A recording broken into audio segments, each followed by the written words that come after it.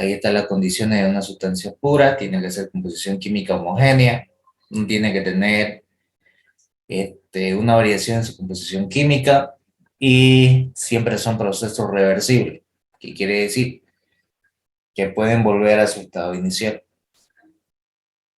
Aquí tenemos lo que es calorimetría, los dos tipos de calores que hay: calor sensible, calor latente, calor sensible, calor latente y calor sensible.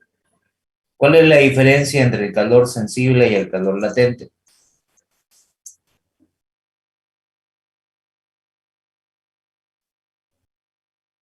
El cambio de estado, Una de las cosas, pero ¿cuál es el principal? ¿Cuándo sufre un cambio de estado? ¿Bajo qué que, condiciones? que el calor latente se mantiene a una misma temperatura, pero puede cambiar de estado. Y el sensible aumenta la temperatura, pero no cambia el estado. Correcto, muy bien. El calor sensible aumenta la temperatura, pero sigue estando en el mismo estado. Y en cambio el calor latente mantiene la temperatura constante, fíjense que la misma temperatura, pero pasa de un estado sólido a un estado líquido o viceversa. Este es el calor latente de fusión y este es el calor latente de vaporización, a la misma temperatura. Pasa del estado líquido a un estado gaseoso. Correcto lo que acaba de decir. Ya vimos lo que era un estado de fase, cómo se determina la condición de una sustancia, si es vapor saturado o líquido saturado, que también ya lo analizamos, o la gráfica que vimos en la tabla. Un diagrama presión-temperatura, en el cual la línea de sublimación, la línea de vaporización y la línea de fusión. Son las líneas que separan el estado líquido con el estado sólido, del estado líquido con el estado de vapor y del estado sólido con el estado de vapor. ¿Cuál es el más importante? La línea de vaporización, en el cual se compone un punto crítico, donde la sustancia llega a su máxima temperatura y a su máxima presión de estado, y tiene un punto triple. Ese punto triple me indica que se encuentran los tres estados a la vez, que quiere decir que va a haber sólido, va a haber líquido y va a haber vapor. Y en el punto crítico es el punto de saturación máximo, cuando tiene una sustancia las condiciones de saturación. ¿Cómo sé que está en un punto crítico? Cuando su volumen específico de líquido saturado es igual al volumen específico de vapor saturado, de igual manera con la entalpía, con la energía interna y la entropía.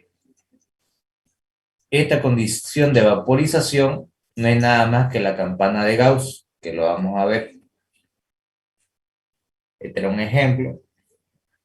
Esta campana de Gauss. Fíjense que tiene el mismo punto crítico. Esta es la línea de líquido saturado, cualquier punto que caiga en la línea, su título de calidad va a ser cero. Esta es la línea de vapor saturado, cualquier punto que caiga en la línea va a ser 100% vapor, totalmente vapor.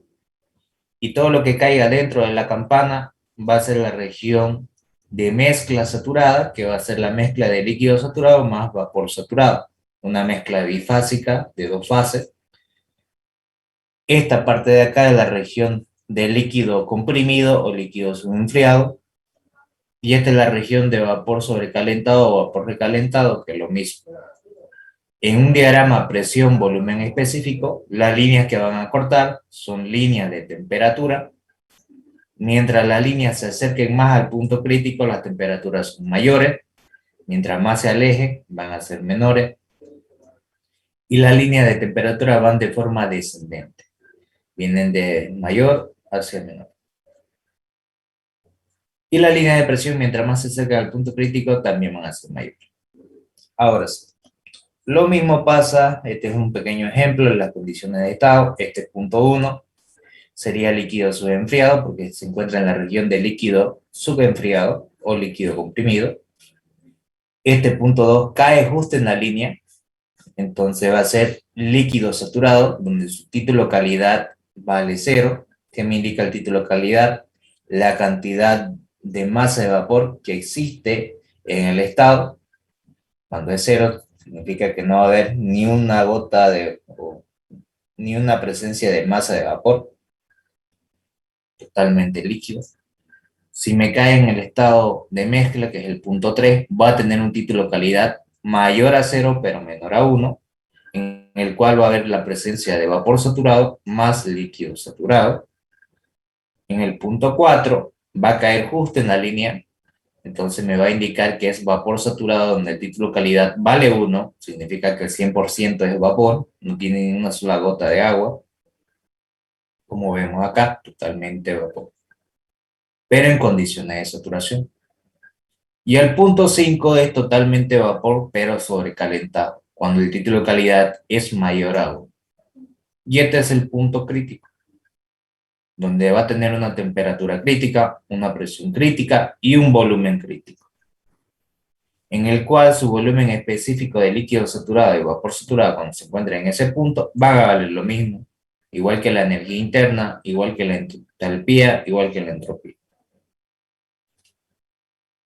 Este es el otro diagrama, temperatura, volumen específico. Fíjense que es la misma campana de Gauss, líquido saturado, la línea de vapor saturado, la región de mezcla, la región de líquido comprimido, líquido enfriado, la región de vapor sobrecalentado, pero ahora las líneas que cortan son líneas de presión y van de forma ascendente, vienen de menor a mayor.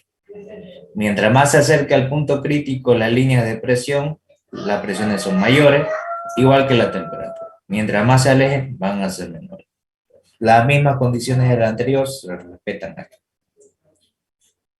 Y ahí está. ¿Qué es el título de calidad? La masa de vapor sobre la masa total, que es la mezcla de ambas masas. La masa de líquido más la masa de vapor. También yo puedo determinar el título de calidad como el volumen específico de vapor saturado sobre el volumen específico de líquido saturado más el volumen específico de vapor saturado, de la cual yo lo puedo despejar. Lo que me queda que el volumen específico de datos va a ser igual al volumen específico de líquido saturado más el título de calidad por la diferencia de los volúmenes específicos de vapor menos el volumen específico de líquido. También lo puedo notar esta diferencia como B sub F sub G, que me indica que es la diferencia del volumen de vapor menos el volumen de líquido saturado. Esta B representa lo que es el volumen específico. El subíndice F me indica que es volumen específico de líquido saturado y el G me indica que es volumen específico de vapor saturado. Todo lo que venga con G es vapor saturado, todo lo que venga con F es líquido saturado. De igual manera, viene dado también con las temperaturas, diré con la energía interna, la entalpía y la entropía. La energía interna con la letra U, la entalpía con la letra H y la entropía con la letra S. Se repita lo mismo.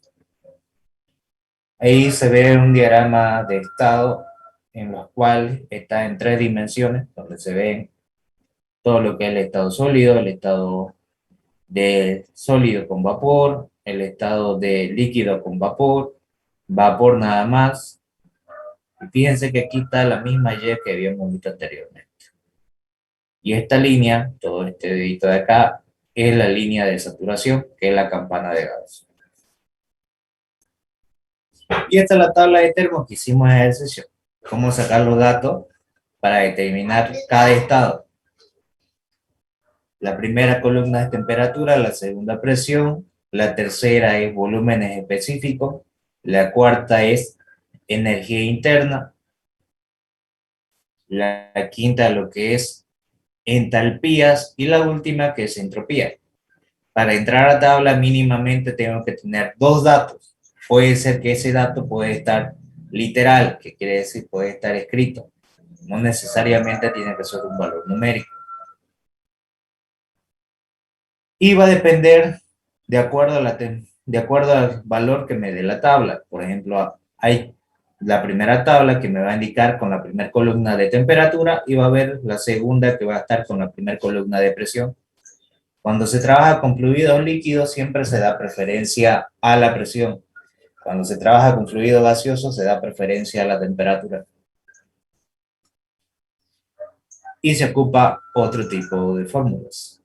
Ahora, Todo lo que hice hace rato fue un repaso general de lo que ya se había visto anteriormente, que ya habíamos hecho ejercicio, incluso ya lo había explicado.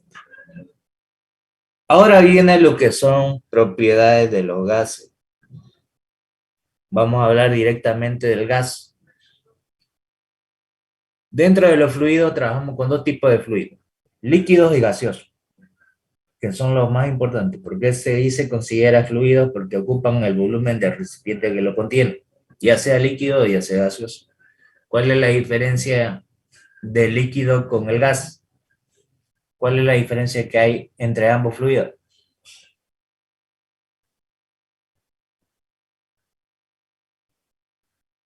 La unión de las moléculas. Ya, ¿y qué hace esa unión de las moléculas?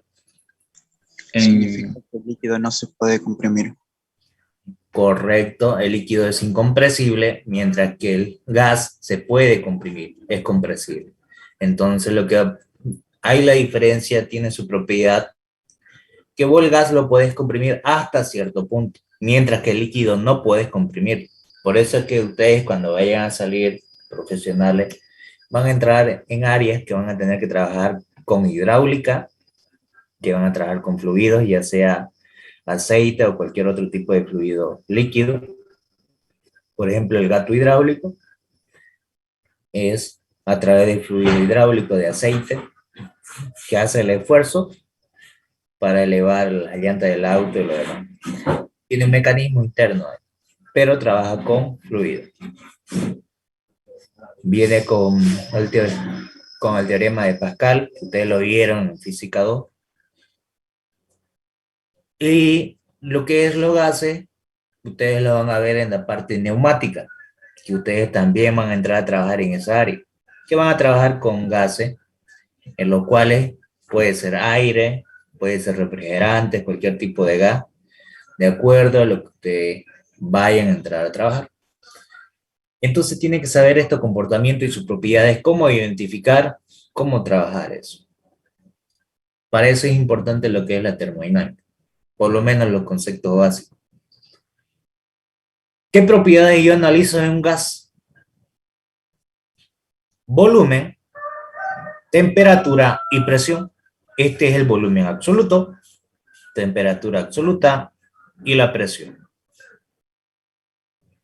¿Cuál es la propiedad del volumen? Es una propiedad física definida como el espacio que ocupa la materia, que quiere decir que va a ocupar todo el espacio que tenga la materia en el recipiente. Por ejemplo, ustedes viertan en una jarra de 1 litro, 2 litros de agua. ¿Será que lo contiene o no?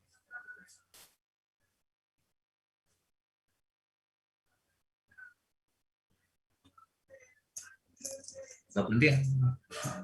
No, ¿por qué?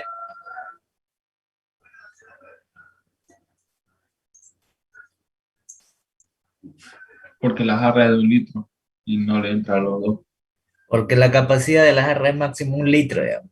Y si yo le vierto 2 litros, se va a botar. Entonces ahí entra lo que son las capacidades, que vamos a ver un poco más adelante, las capacidades caloríficas. Cuando ustedes le doy ese pequeño ejemplo para que ustedes se den cuenta. Cuando hablamos de la capacidad es lo máximo que puede tener ahí. Entonces, ese volumen de un gas se muestra proporcionado por las moléculas que lo componen. Aquí podemos ver las moléculas. Ese volumen del gas representa el espacio disponible para el movimiento de las moléculas. ¿Qué quiere decir? En el líquido, su propiedad principal es que es incompresible, mientras que el gas se puede comprimir, que quiere decir que puedo agrupar las moléculas que ocupen menor volumen o mayor volumen. En ese sería un proceso de compresión y un proceso de expansión. Entonces, las moléculas del gas se mueven libremente, de acuerdo al espacio del volumen que lo contiene. Ahora, la temperatura es la magnitud escalar que se refiere a la energía interna del sistema termodinámico, que quiere decir, todos los componentes que tengan moléculas siempre va a generar una energía cinética al cambio de temperatura. Todo cuerpo que esté compuesto de moléculas tiene energía interna, lo cual tiene una energía cinética por sí mismo. Al cambio de temperatura reacciona. Por eso es que la molécula del gas, cuando se alcanza una temperatura elevada, ganan energía cinética. Se mueven mucho más y comienza el proceso de expansión. Puede expandirse por efecto del calor que debidamente al incremento de temperatura. Eso es lo que me indica el proceso de la temperatura. Y la presión es una magnitud física que me permite que es la unidad de fuerza sobre área o el peso ejercido sobre una determinada área. Ese término del peso ejercido sobre una determinada área lo van a ver más adelante en la parte de hidráulica, máquinas hidráulicas, que es el concepto más utilizado. En física 1 ustedes aprendieron como fuerza sobre la unidad de área, pero es el peso determinado sobre una superficie. La presión de un gas es proporcional al cambio del momento lineal, porque sí o sí la presión absoluta va a ser lineal, porque mi presión atmosférica es un coeficiente ya determinado, un valor de acuerdo al lugar donde yo me encuentre constante, y lo que va a cambiar va a ser la presión manométrica, porque la presión absoluta es la sumatoria de la presión manométrica más la presión absoluta, más la presión atmosférica. Eso es la presión absoluta. Pero cuando hablamos de un gas, no va a haber la presión de un fluido líquido. Totalmente va a ser gas. Entonces, ¿qué es lo que se hace? La presión de un gas es proporcional al cambio del momento lineal que experimentan las moléculas al chocar o rebotar con las paredes del recipiente, consigo mismo. ¿Qué quiere decir? Mucho va a depender del comportamiento que tengan las moléculas cuando choquen con las paredes.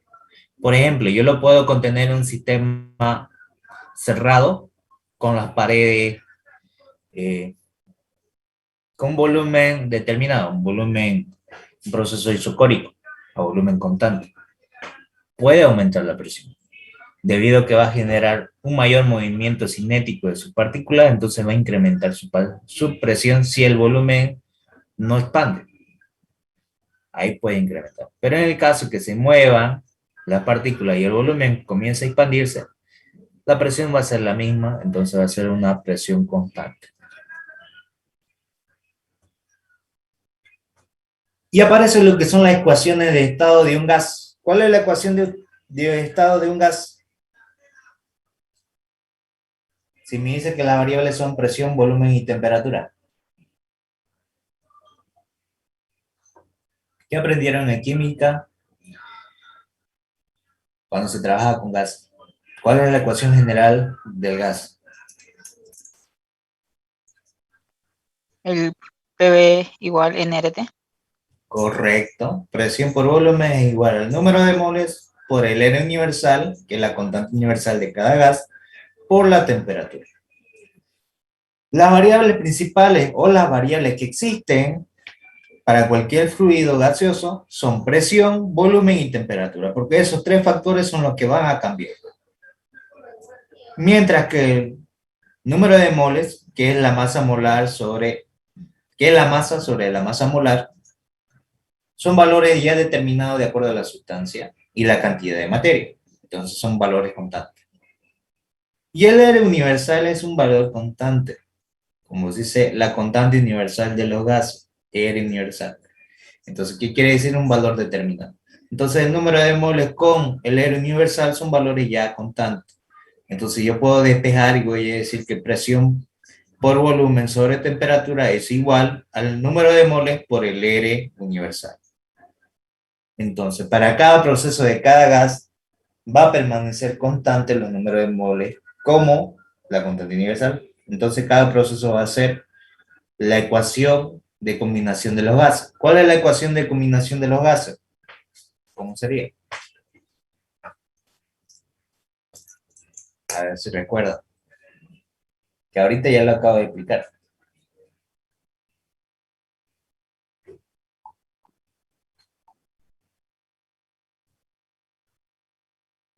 ¿Recuerdan o no recuerdan? Es química nada más. ¿Lo puede volver a repetir la pregunta, por favor? ¿Cuál es la ecuación de combinación de los gases?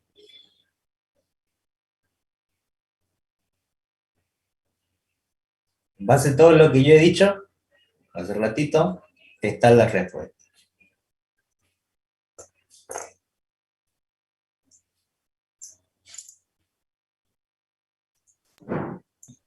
Presión por volumen es igual al número atómico, número molecular, mejor dicho, por R por T. No, me está diciendo la ecuación general de los gases, no la ley de combinación de los gases. Ahora sí, antes de todo eso, lo voy a demostrar la respuesta por la demostración de todo eso. Escape. Voy a compartir esta parte de acá. Me dicen si se logra ver. ¿Se ve? Sí.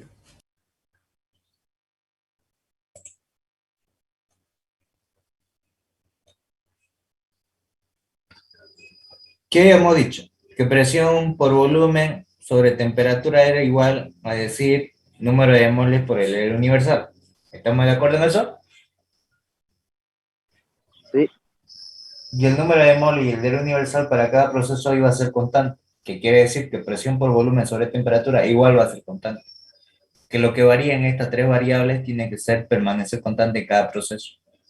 Y de ahí nace la ley de combinación de los gases, que quiere decir presión 1 por volumen 1 sobre temperatura 1 tiene que ser igual a la presión 2 por volumen 2 sobre temperatura 2, que es igual a la presión E sub n, que quiere decir de distintos procesos, por el volumen sub n sobre temperatura sub n. En cada proceso que sufra ese gas de transformación, va a permanecer constante. ¿Debido a qué? Que el número de moles es la masa sobre la masa molar aparente. ¿Por qué se le dice masa molar aparente? ¿Alguien se recuerda? ¿Por qué se le dice aparente? O peso molecular aparente.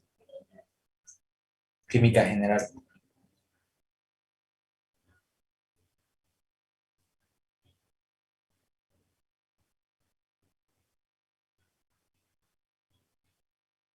Sin pena, no pasa nada si se equivocan.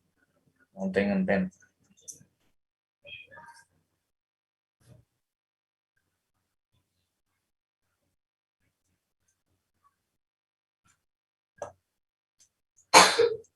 ¿Por qué creen que se le dice?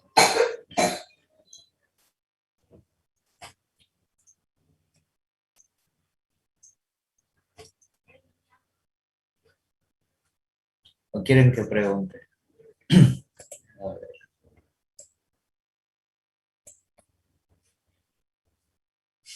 A ver. Arispe Cabrera, ¿por qué crees que se le dice masa molar aparente?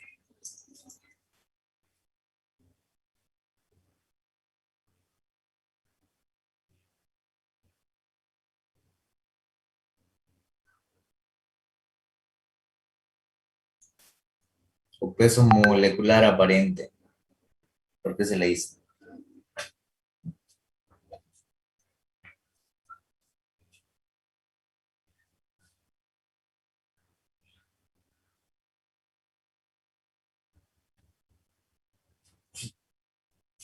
¿Nada?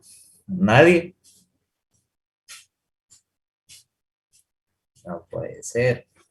Que se hayan olvidado de química general. La primera materia de química. Primer semestre.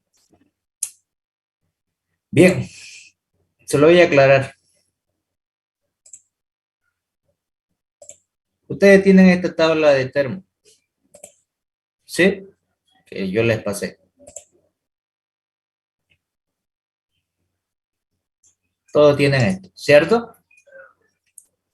Aquí está la sustancia, que va a haber agua, aire, de acuerdo a la sustancia que ustedes vean. Su fórmula química, que ustedes hicieron en química. Y aquí está la masa molar aparente de cada gas. Y la constante específica para cada gas. Y aquí están las propiedades críticas para cada una de estas sustancias. ¿Qué es el punto crítico? Tiene una temperatura crítica, una presión crítica y un volumen crítico. ¿Para qué yo utilizo la temperatura crítica, presión crítica y volumen crítico? Para trabajar mayormente para definir si es un gas real o no. Pero esto es lo que ustedes quieren saber. ¿De dónde sale este 18,015? ¿De dónde sale esa masa molar aparente? ¿Por qué se dice aparente? Porque hay una mezcla de dos sustancias, hidrógeno y oxígeno. No es una sola. Entonces se le dice aparente. Porque no lo sé exactamente el valor preciso, pero aproximadamente lo tengo el valor. Entonces, yo recuerdo cuánto vale el hidrógeno y cuánto vale el oxígeno. ¿Cuánto vale el hidrógeno? Un átomo de hidrógeno. 1. 1. ¿Y cuánto vale el oxígeno? 16. 16. Eso es lo que ustedes aprenden en química al momento de realizar. Pero no son valores exactos. Toda esta tabla que está aquí en termo son realizadas con datos exactos y a precisión. ¿Qué quiere decir eso? Que ustedes entraron con esto a química. ¿Cierto? Utilizaron esta tabla, que es la tabla periódica. ¿Estamos de acuerdo en eso? Sí. Ahora, estos son los datos generales que yo saco de cada uno de estos cuadritos donde están cada elemento.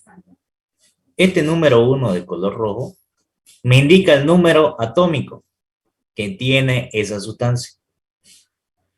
El número 2 es el símbolo de la sustancia. Por ejemplo, para el hidrógeno es la letra H. El número 3 me indica el peso atómico, que es lo que estamos hablando ahora. El 4 es el nombre de la sustancia. Por ejemplo, hidrógeno. El 5 es el año de descubrimiento de esa sustancia. ¿En qué año lo descubrieron? Por ejemplo, aquí wolframio fue en 1783. El 6 es el estado de oxidación que tiene ese elemento. Ahí está. El 7 es el radio, que es el atómico sobre el número covalente, que lo tenemos acá, 135 sobre 146. El 8 es la electronegatividad que tiene el elemento. El 9 es el punto de fusión, a qué temperatura el material comienza a congelarse. Y el 10 es el punto de ebullición que tiene ese material, ese componente o ese elemento. Y el 11 es la configuración electrónica. Ahora, ¿qué es lo que me interesa a mí? El peso atómico. Y yo lo voy a demostrar con algo simple. Voy a ocultar esto. Todo lo que yo digo tengo que poder demostrarlo. Voy a dar escape. Voy a minimizar un rato.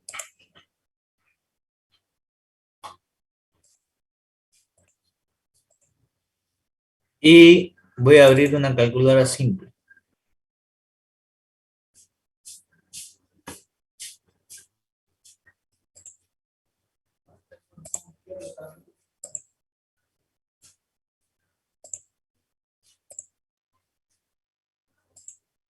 Ahora sí, ¿se ve la calculadora que yo tengo acá?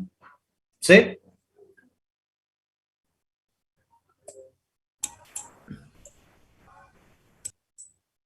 ¿Se logra ver? Dinero doc. Bien. Entonces, lo primero que debo saber es lo siguiente. Voy a agarrar del anterior, la tabla de aquí. ¿Qué me dice acá? ¿Qué me dice esta ecuación o esta fórmula del agua? ¿Qué me indica eso? H2O. ¿Qué me indica?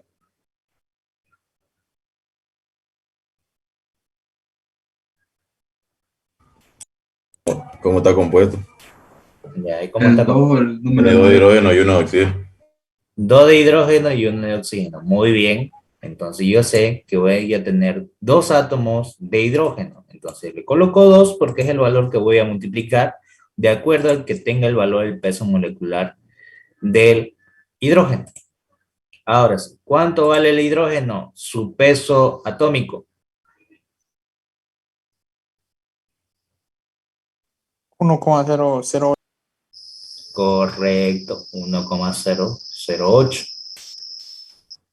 Bien, más un átomo de oxígeno. ¿Estamos de acuerdo en eso?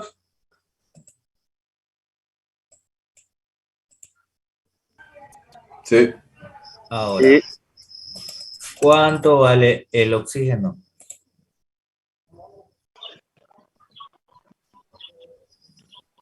Su peso atómico. 15,999. 16 redondeo. Ah, No se redondea. Ahí está. Es ese valor, ¿cierto? Y le doy igual. Apreté CD y ahí tengo el valor. Y ahora fíjense, de la tabla anterior, ¿cuánto vale su masa molar? 18,015. No es lo mismo que hay acá. Sí, da lo mismo. Entonces ya sabe de dónde sale la masa molar que hay acá. De la misma tabla que ustedes vieron, su tabla periódica de cada componente, de cada sustancia. Entonces de ahí sacan estos valores, que fue la primera tarea que yo le di, ¿cierto? Y el R específico de cada gas, ¿cómo lo saco?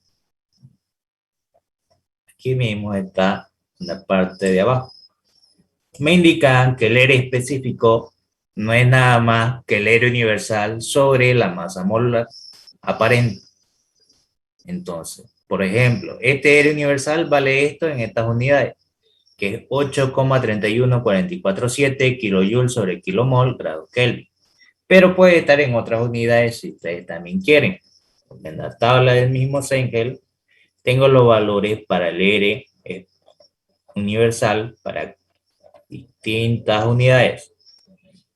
En kilojoules sobre kilomol grado Kelvin, en kilopascales por metro cúbico sobre kilomol grado Kelvin, en bar por metro cúbico sobre kilomol grado Kelvin, en litros por ATM sobre kilomol grado Kelvin, en BTU sobre libras mol por grado Rankine, en libras, en pie por libra fuerza sobre mol grado Rankine, o en PSI por pie cúbico sobre libra mol grado Rankine. Ahí ya tengo en distintas unidades el valor del R universal de los gases. Entonces, ¿qué debo hacer? Este valor de acá lo voy a dividir entre la masa molar del agua. Entonces, voy a copiar este valor, que sería 8,31. A ver aquí. 8,31447 y lo divido entre el valor de la masa molar del agua.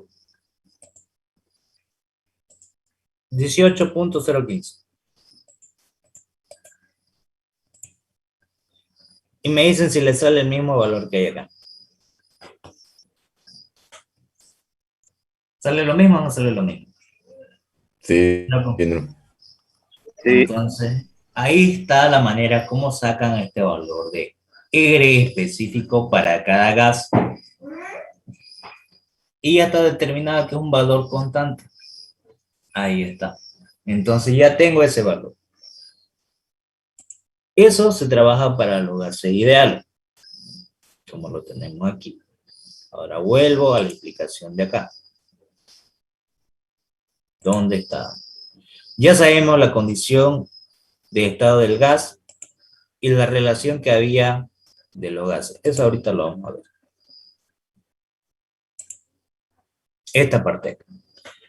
Ya vimos la combinación de los gases o la ecuación de estado del gas y la ecuación de combinación de los gases.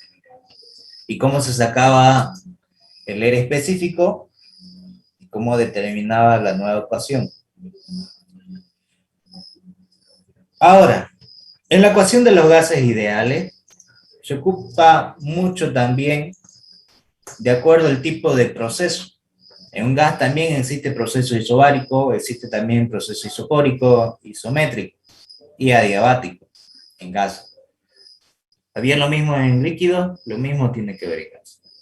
Entonces, las leyes de estado de los gases ideales también son representaciones también de otras leyes, que son la ley de Boyle, cuando la temperatura es constante para un proceso isotérmico, la ley de Charles, que es la de presión constante para procesos isobáricos, y la ley de Gay-Lussac, que es a volumen constante para procesos isocóricos, que nacen de la ecuación general de los estados de los gases: presión por volumen, número de moles por R universal por la temperatura, donde R es la constante universal de cada gas, y presión, volumen y temperatura son las variables, en las cuales, de acuerdo a la condición de estado que se encuentre en el análisis de ese sistema, van a tener ciertos valores.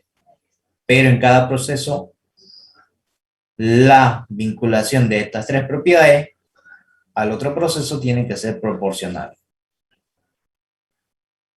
Y aquí está, la ley de Boyle, en la cual me dice que directamente a temperatura constante, proceso isotérmico. Entonces lo que voy a tener es presión 1 por volumen 1 es igual a la presión 2 por el volumen 2. ¿Y de dónde nace todo eso? De la ley de la combinación de los gases, que es presión 1 por volumen 1 es sobre temperatura 1, tiene que ser igual a la presión 2 por el volumen 2 sobre la temperatura 2. Si es temperatura constante, se simplifica y me queda lo que está aquí arriba, la ley de Boyle. Presión 1 por volumen 1 es igual a la presión 2 por el volumen 2. Ahora, la ley de Charles, que me indica que es procesos isobáricos a presión constante, que quiere decir si las presiones son iguales, se simplifica y me queda volumen 1 sobre temperatura 1 es igual al volumen 2 sobre temperatura 2, que lo tengo aquí. Esto se aplica para procesos isobáricos a presión constante. Y la ley de Gay-Lussac, en la cual me indica que es a volumen constante para procesos isocóricos o isométricos, que quiere decir si los volúmenes son iguales, simplifico y me queda presión 1 sobre temperatura 1 es igual a la presión 2 sobre temperatura 2. ¿Se entiende esta parte? ¿O hay alguna duda?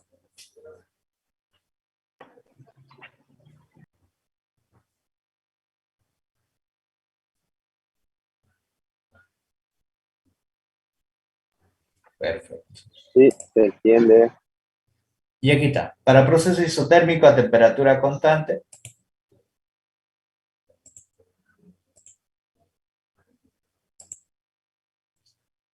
¿qué se Presión 1, analiza? volumen 1, igual presión 2, volumen 2. En este caso, para el proceso isotérmico, la temperatura es constante. Temperatura 1 es igual a la temperatura 2. Y lo que voy a tener va a ser esto. La relación donde me dice presión 1 por volumen 1 sobre temperatura 1 por el número de moles 1 va a ser igual a la presión 2 por el volumen 2 sobre temperatura 2 por número de moles 2. Como el número de moles es constante porque es la misma sustancia y la temperatura es constante porque es un proceso isotérmico, me queda presión 1 por volumen 1 es igual a la presión 2 por volumen 2. ¿Cómo se representa esa condición en una aplicación?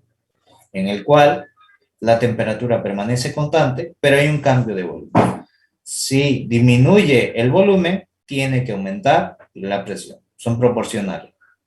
Y si el volumen es menor y la presión de acá que tengo aquí es mayor, si quiere volver a pasar, el volumen tiene que expandirse y disminuir la presión para que se dé las condiciones de conservación. Y aquí tenemos una gráfica. Aquí tengo un valor de presión, un valor de volumen. Aquí tengo otro valor de presión y otro valor de volumen. Pero esta línea de color celeste es una línea de temperatura. La misma para todo el proceso. Ahí lo tiene. Lo mismo va para el proceso isobárico, a presión constante. Para proceso isobárico, ¿qué estaría aplicando? ¿Cuál de las leyes?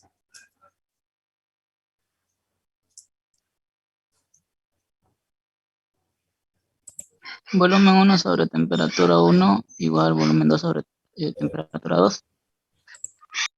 Ahí está, volumen 1 sobre temperatura 1 es igual al volumen 2 sobre temperatura 2. Y aquí está, que es la ley de Charles para proceso isobárico. ¿Qué quiere decir? Que en un proceso en el cual yo tenga, aquí por ejemplo, un cilindro émbolo, aquí tengo una masa que es el peso que se va a ejercer sobre este émbolo, y ese mismo peso se mantiene, y se mantiene el mismo peso del émbolo, entonces la presión que se va a originar de la parte exterior va a ser constante porque va a ser la misma. ¿Pero por qué incrementa entonces su volumen? Porque incrementa su temperatura. Si incrementa su temperatura, va a incrementar su volumen porque va a ganar energía cinética, su partícula del gas. Lo que va a hacer es que va a incrementar su volumen. Aumenta la temperatura, aumenta el volumen. Y eso es lo que me dice, que el volumen va a ser proporcional a la temperatura y va a ser lineal, como lo tenemos acá. Y eso va para el proceso isobárico, aplicación de la ley de Charles, como lo tenemos acá. Volumen, temperatura y la presión que va a ser lineal. Tengo para proceso isocórico a volumen constante, en el cual en ese tipo de procesos lo que voy a tener va a ser lo mismo, presión 1 por volumen 1 sobre temperatura 1 por el número de moles 1, va a ser igual a la presión 2 por el volumen 2 sobre la temperatura 2 por el número de moles 2, donde n es el valor constante que voy a tener porque es el mismo número de moles porque es la misma sustancia, y el volumen va a ser constante porque me está dando ese proceso a volumen constante. Lo que me va a originar presión 1 sobre temperatura 1 es igual a la presión 2 sobre temperatura 2. Y aquí tengo ese criterio, que quiere decir que en este de acá va a ser un recipiente en el cual ya el volumen va a estar definido, que no se va a mover, va a estar contenido. Puede aumentar la temperatura por efecto de la calor y a la vez va a aumentar la presión. Si aumenta la temperatura y aumenta el calor y el volumen no cambia, tienen que ser proporcionales. Y aquí está. Fíjense que va a ser lineal. Presión, temperatura. Lo que va a permanecer constante va a ser el volumen. Y para procesos politrópicos, donde el calor va a permanecer constante o no hay presencia de calor, porque va a mantenerse, puede tener esta ecuación, presión por volumen elevado a la n es igual a la presión 2 por el volumen 2 elevado a la n. En cada proceso que sea adiabático o politrópico va a permanecer constante. Y aquí tengo presión versus volumen, y aquí voy a tener diversas líneas de temperatura. Mucho va a depender del valor de K de la temperatura. Por ejemplo, cuando valga 0, cuando valga 1, cuando valga 1.66 o tiendo a infinito. Esas son las líneas de representación. Hasta acá se entendió todo lo que son los procesos isocórico, isométrico, isobárico y adiabático. Y las leyes. Sí. Perfecto. Ahora, ya habíamos hablado de lo que son los gases ideales. Pero también existen lo que son los gases reales y los gases perfectos. Un gas perfecto. Pero para explicarlo, en esta parte yo estoy entrando a los gases reales. Pero necesito explicar gas perfecto, que mayormente se lo toma en cuenta como si fuera un gas ideal, porque la diferencia es muy pequeña. Y lo voy a demostrar aquí, que también hice una pequeña aclaración. Primero, ya hemos visto la ecuación general de los gases, que era presión por volumen, número de moles, por el R universal por la temperatura. Si yo agarro, dice que el número de moles es la masa sobre la masa molar aparente. Y si yo agarro el R específico es el R universal sobre la masa molar aparente. Entonces reemplazo y voy a tener el R específico. Entonces me va a quedar esta nueva ecuación. Presión por volumen es igual a la masa por el R específico de cada gas por la temperatura. Pero si esta masa yo lo paso a dividir el volumen, lo que me va a generar es el volumen específico, que va a ser presión por volumen específico, va a ser igual al R específico de cada gas por la temperatura. ¿Estamos de acuerdo en eso? ¿Sí o no?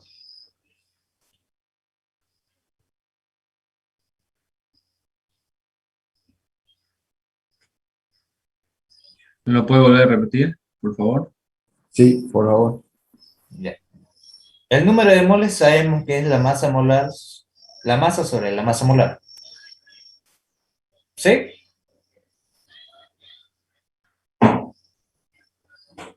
Sí. Ahora, eso lo voy a reemplazar acá. Y yo sé que el R específico de cada gas, que ahorita lo acabamos de ver, que incluso se lo di de tarea, es el R universal sobre la masa molar aparente. Aquí tengo el R universal y la masa molar aparente. Agarro, reemplazo y eso va a ser R. Y lo que me va a quedar va a ser la masa por R por la temperatura. ¿Estamos de acuerdo en eso?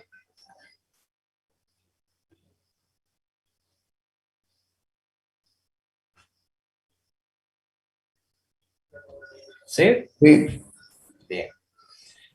Ahora, esta masa que yo tengo acá, si lo paso a dividir al volumen, volumen sobre la masa, ¿a qué es igual?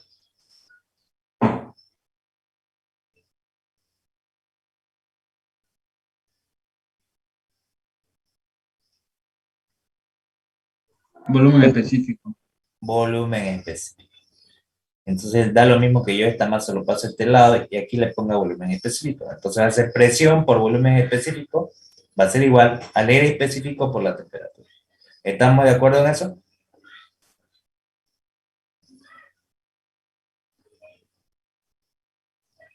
¿Sí o no? Sí. Bien. Ahora, para procesos adiabáticos, decimos que es presión por volumen elevado a la K, que K es la constante adiabática para cada gas, va a permanecer constante. Y aparece que ese valor de K no es nada más que la diferencia o la división de la capacidad calorífica a presión constante sobre la capacidad calorífica a volumen constante. Y este R específico de cada gas depende de la diferencia de la capacidad calorífica a presión constante menos la capacidad calorífica a volumen constante. Que lo tengo acá. CP, capacidad calorífica a presión constante. CB, capacidad calorífica a volumen constante. Y K, la constante adiabática de cada gas. Ahora, viene mi pregunta. Aquí dice capacidades. Cuando hablamos de estas capacidades, me voy a basar en lo siguiente. Cuando hablamos de kilocalorías, es una medida de calor, ¿cierto? Sí. Ahora, ¿qué me indica cuando yo hablo de capacidad o kilocalorías?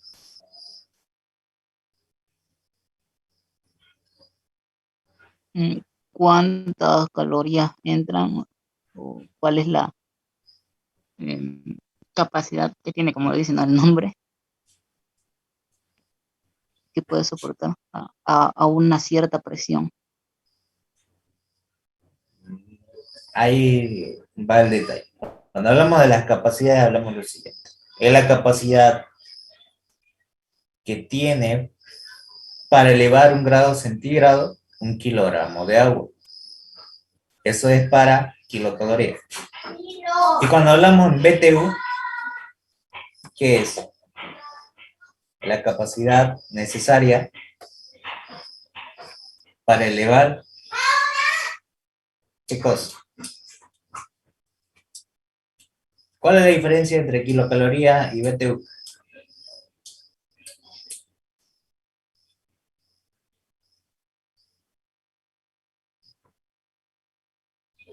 Correcto, pero va por esto. Uno está en el sistema internacional y otro está en el sistema inglés. Por ejemplo, la mayoría de los equipos que ustedes compran Por ejemplo, un aire acondicionado, ¿qué le piden? ¿De cuántos BTU le dicen? ¿Cierto? Sí. Entonces le están diciendo de cuánta es la capacidad de calor que va a requerir, pero en el sistema inglés. Y ustedes tienen que especificar de cuánto van a necesitar. Entonces, ¿qué te dice entonces ahí? Cuando hablamos de BTU es la cantidad de calor necesaria para elevar 1 grado Fahrenheit, 1 libra de masa de agua. El concepto más directo. Ahí está. Entonces, esta capacidad tiene una relación en los gases. Ahora, ¿de dónde saco estos valores y cómo yo determino esta constante adiabática y cómo determino ese área específico? De lo siguiente. Ustedes tienen esto. Ya vimos esta parte de acá. Y aquí tengo, ¿no? Capacidad calorífica a presión constante, capacidad calorífica a volumen constante y la constante adiabática. Ahora, aquí me dice a 300 grados Kelvin. ¿Por qué dice a 300 grados Kelvin sacó estos valores? ¿Alguien me puede decir por qué? Es la temperatura La temperatura normal del crítica. ambiente. Correcto, es mi temperatura del estudio, mi temperatura ambiente con la cual yo trabajo, mi temperatura nominal para hacer los cálculos en condiciones normales. Entonces lo que voy a tener es la capacidad calorífica a presión constante y a volumen constante. Hagan la diferencia, resten 1,005 menos 0,718. Me dicen si le da este valor.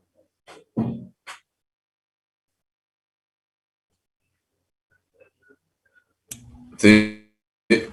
Sí, sale lo mismo, ¿no? Y ahora divida 1,05 entre 0,718 y me dice si le sale este otro valor.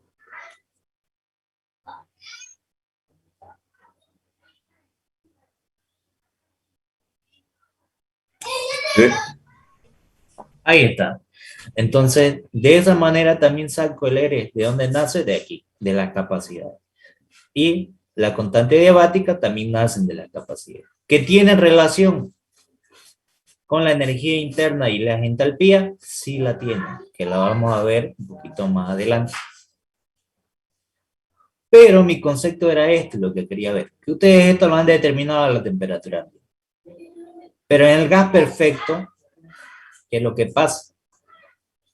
Que se trabaja a diversas temperaturas. Fíjense que el CP y el CB varían de acuerdo a la temperatura. Aquí tenemos la sustancia aire, dióxido de carbono, monóxido de carbono, hidrógeno, nitrógeno y oxígeno. Fíjense que a la temperatura de 350 el CP no va a ser lo mismo a la temperatura de 400 grados Kelvin. Son diferentes. ¿Sí? ¿Se ve o no se ve?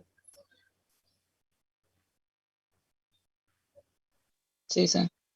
Entonces, tanto el CP como el CB van a variar de acuerdo a la temperatura, lo que va a hacer variar mi constante adiabática, como también mi R.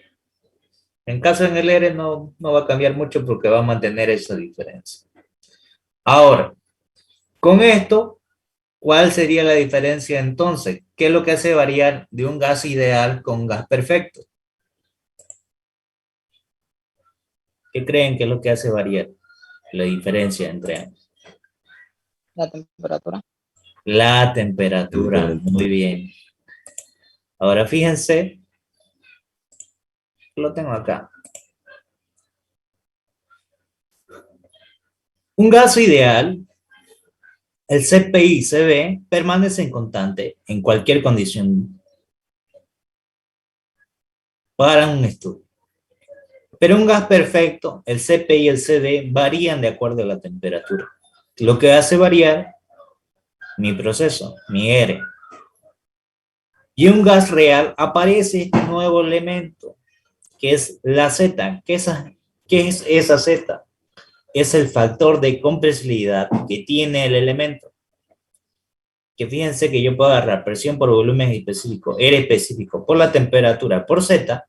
Esto lo paso a dividir y voy a tener esta variable, que también lo puedo determinar a través de la ecuación de coeficiente variable, que quiere decir que yo voy a agarrar A más B por la presión más C por la presión al cuadrado más D por la presión al cubo más sucesivamente. Que esto no lo vamos a utilizar, pero es bueno que lo sepan. Y la ecuación general de los gases que ya habíamos visto, el número de moles, que es lo mismo la masa sobre la masa molar o la masa sobre el peso molecular, el R específico, el volumen específico, y cómo se saca algunos ejemplos. La masa del oxígeno era 32 gramos sobre mol, cómo lo sacaba y lo demás.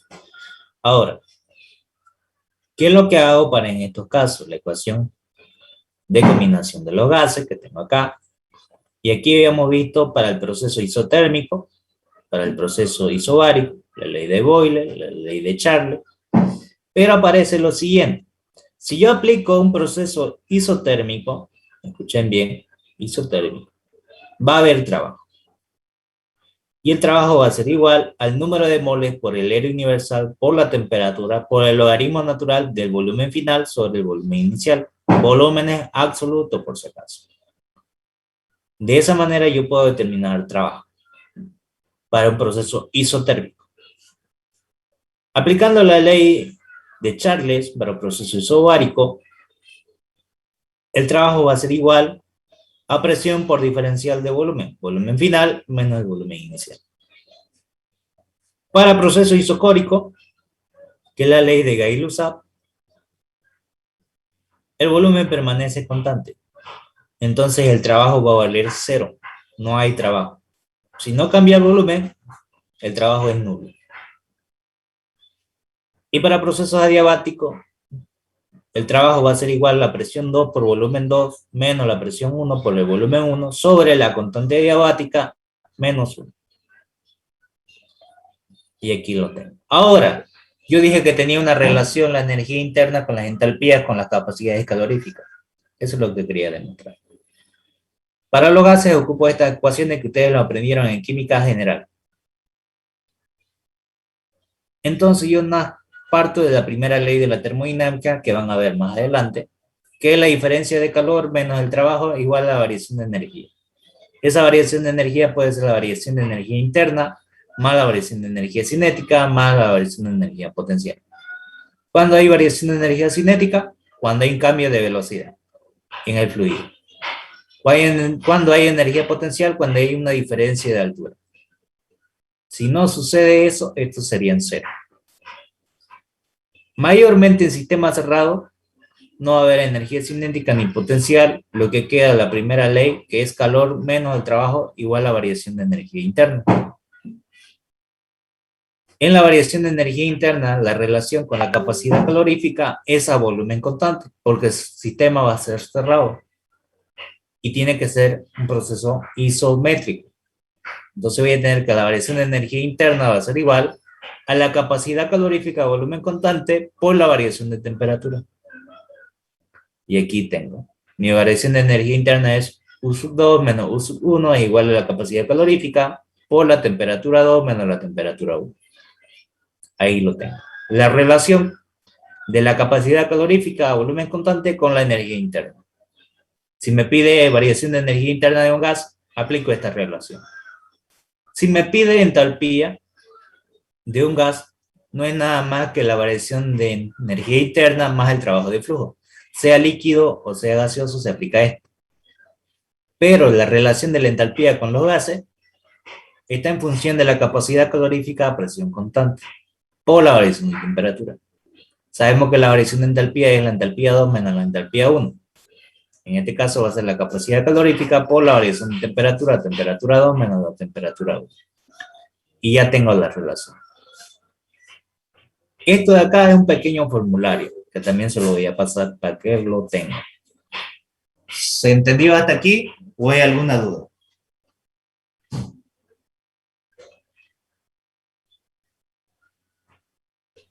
En la primera ley de la termodinámica, ¿lo puedo volver a explicar, por favor? En la primera ley de la termodinámica, lo que van a aplicar es calor menos el trabajo igual a variación de energía. Esa energía son los siguientes. ¿Qué me dice esta ecuación? toda la energía externa que sufre dentro de un sistema es proporcional a todo lo que está dentro del sistema. Quiere decir que yo le puedo agregar calor, que yo le puedo quitar o agregar trabajo externo. Tiene que ser proporcional a lo que está originándose internamente. Entonces va a haber energía interna, energía cinética, si cambia el fluido, la velocidad, o cambia de altura el nivel del fluido internamente. Entonces en estos casos, mayormente en sistemas cerrados, no hay energía cinética, no hay energía potencial. Y se aplica esta ecuación. ¿De acuerdo?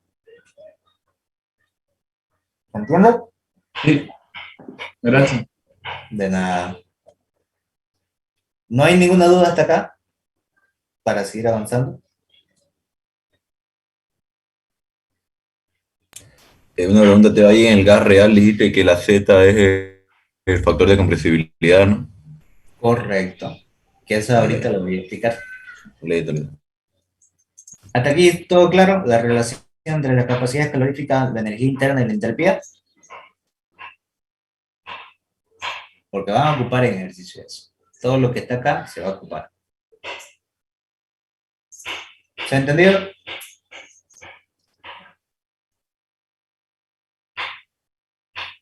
¿Sí? Bien.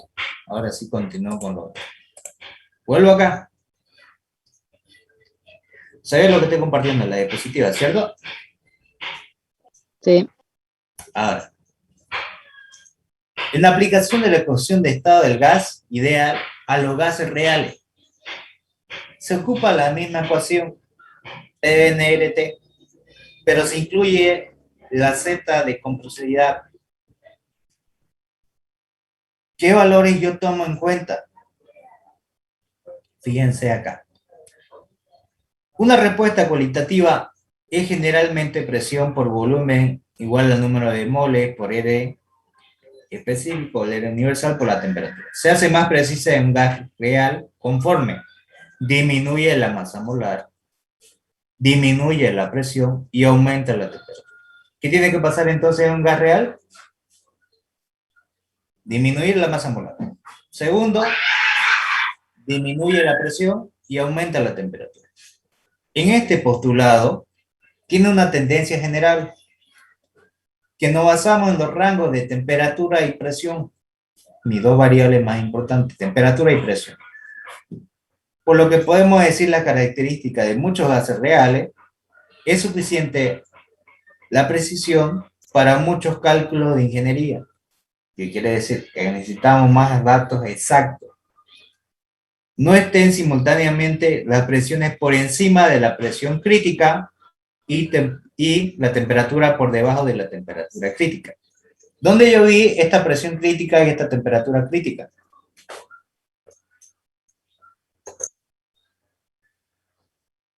¿Dónde la vieron?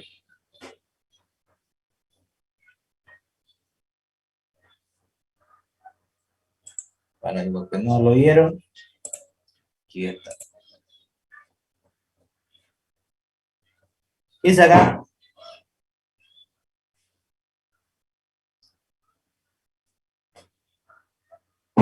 Propiedades del punto crítico. Temperatura crítica, presión crítica, volumen crítico. Entonces me dice, para saber que es un gas real, tiene que cumplir esa condición. ¿Qué tiene que pasar con la temperatura y la presión para que sea un gas real?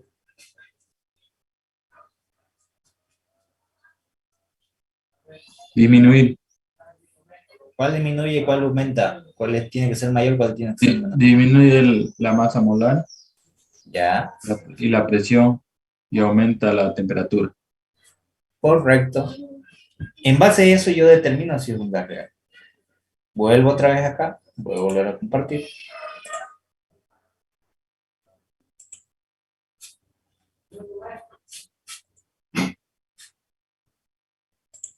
¿Qué es lo que me dice? Que la presión esté por encima de la presión crítica y la temperatura por debajo de la temperatura crítica. Eso es lo que me está indicando. Todo lo que ustedes tienen acá es como un recetario. O sea, tiene que cumplir esos pasos. Ahí está. Aparece el nuevo factor que es el factor de complejidad Z. es una respuesta cuantitativa, cuando queremos saber la cantidad, para la cual la relación de la presión, que es presión por volumen, por R, por T, en los gases reales está dado por el factor de compresividad Z. De acuerdo a la ecuación de un gas ideal, se puede modificar a esta ecuación. Presión por volumen es igual al número de moles por Z por el R universal por la temperatura. Donde Z es el factor de compresividad o factor de corrección, mayormente también se determina empíricamente. Quiere decir que no directamente a través de datos, digamos. Se aproxima, se toma en cuenta ciertos valores de rango. El factor de compresividad se considera como un factor de corrección y la ecuación de estado de un gas ideal se aplica en los gases reales. Ese factor de Z lo puedo encontrar a través de cartas, diagramas, en las cuales yo puedo determinar ese valor. Pero ¿qué tomo en cuenta en un factor de compresividad? O cómo yo determino si es un gas real o ideal. Si el factor de compresividad nos ayuda a determinar si se puede usar o no la ecuación del gas ideal. Si Z vale 1 o casi 1, la ecuación de un gas ideal se puede utilizar o se puede usar. Si Z vale 1, ¿va a cambiar algo la ecuación general de los gases? ¿Sí o no? No, No. Entonces va a seguir siendo un gas ideal. Ahora,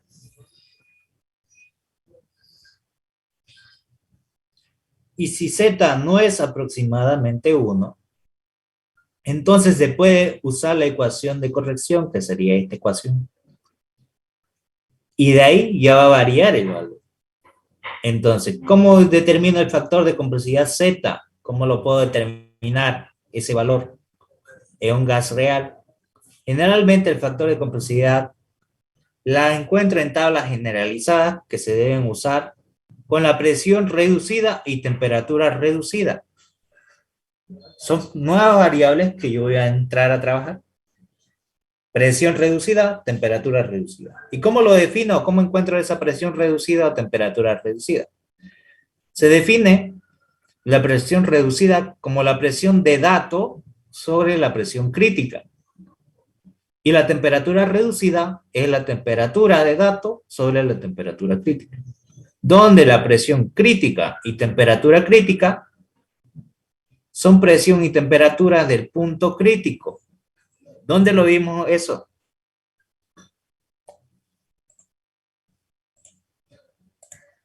Acá. Temperatura crítica, presión crítica y volumen crítico. Ahora, ¿dónde entra en función esa presión reducida y temperatura reducida? Cuando yo saco esos valores, ¿cómo determino el factor Z?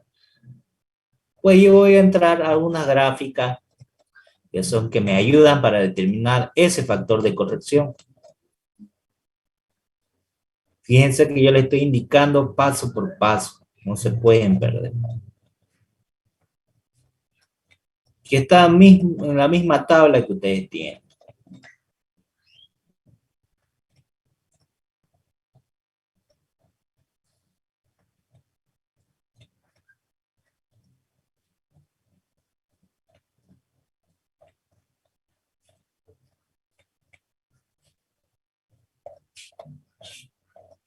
¿Qué dice acá?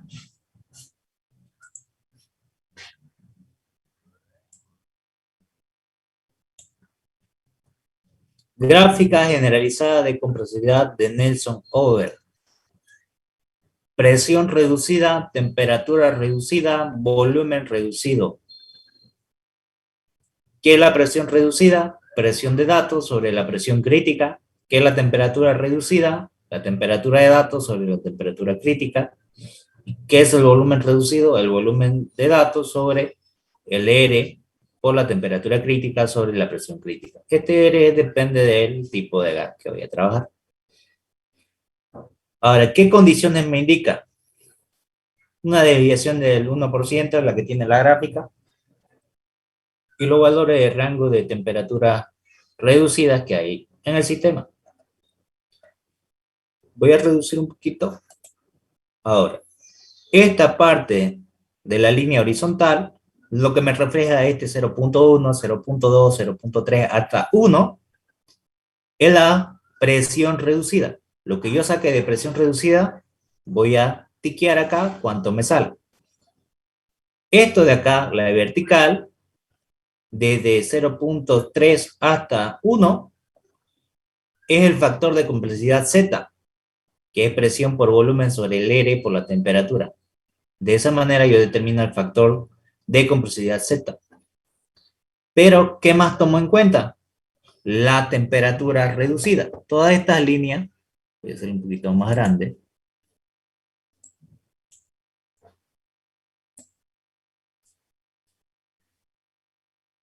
Fíjense que todas nacen de 1. Aquí está, de 1. 0.6, 0.6, 0.7, 0.75, 0.8. Son estas líneas curviadas. Son líneas ¿de qué? De temperaturas. Fíjense. Temperaturas reducidas. De acuerdo a lo que yo saque de valor, este 1.0, 1.5, 1.10, 1.15, 1.20, 1.30, 1.40, 1.60, 1.2, 1.3 y 1.5. Diré 5. Esta línea descontinua, fíjense que no son líneas continuas, lo que me indica son volúmenes reducidos. ¿Y cómo yo hago para determinar esos valores? Y cada tabla tiene una función, porque hay 2 tablas o 3, si no me equivoco. Solamente puedo ocupar esta gráfica bajo estas condiciones. Que la presión reducida sea mayor a 0, pero sea menor a 1. Puedo utilizar esta gráfica de Nelson-Oberth. Y esta de acá, que es la de abajo, si la presión intermedias o la presión relativa o reducida sea mayor a 0, pero menor a 7. Se utiliza esta de acá. Y es la misma. Horizontal es presión reducida. La vertical son el factor de complejidad Z. Esta línea continua son temperaturas reducidas. Y esta línea de continua son volúmenes reducidos. Y todas nacen del punto de 1. Si llega al valor de 1, se trabaja como un gas ideal. Pero si es mayor o menor a 1, se trabaja como un gas real. Por ejemplo, yo les voy a dar un pequeño ejemplo y ustedes se van a dar cuenta. Supongamos que en el ejercicio, voy a anotar, me indica que tengo un valor de presión reducida de 1.5. Entonces trazo verticalmente hasta una temperatura reducida de 1.5 igual.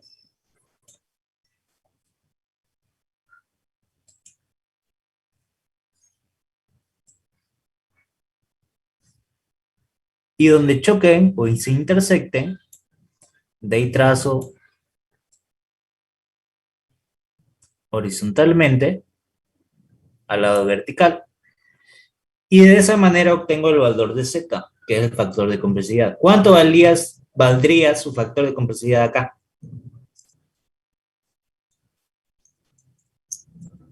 ¿Cuánto valdría Z? Como ese ejemplo. ¿Cuánto valdría Z?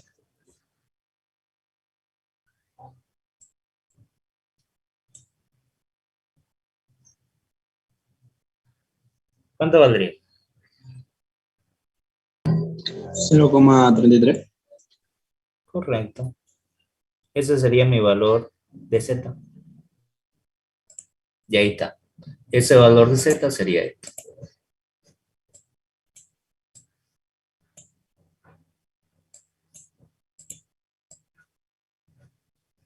Entonces ya tengo Z, ese Z lo reemplazaría en la ecuación y tuviera todos los valores. Ahí está. ¿Se entendió? Sí, todo. Perfecto.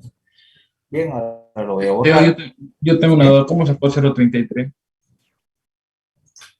¿Cómo saqué los 33? Ya. Yo supuse, voy a ver esto.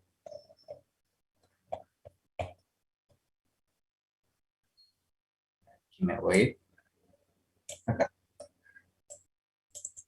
Yo supuse que mi presión reducida me dio 1.5 y mi temperatura reducida que obtuve de la diferencia de la presión real con la presión crítica era 1.5 y la temperatura de datos sobre la temperatura crítica de igual manera.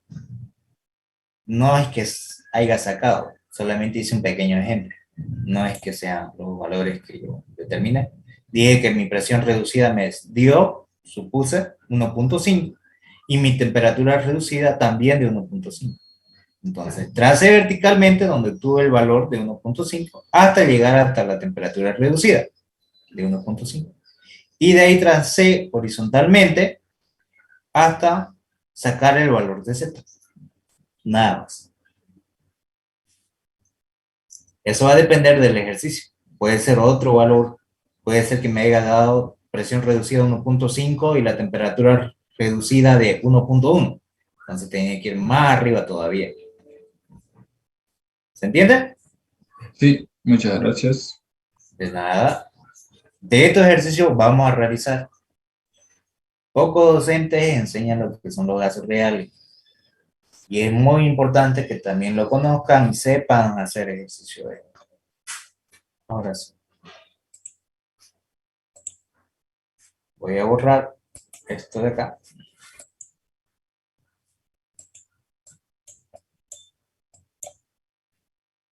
Ahora sí. Vuelvo otra vez a la explicación. Ahí está.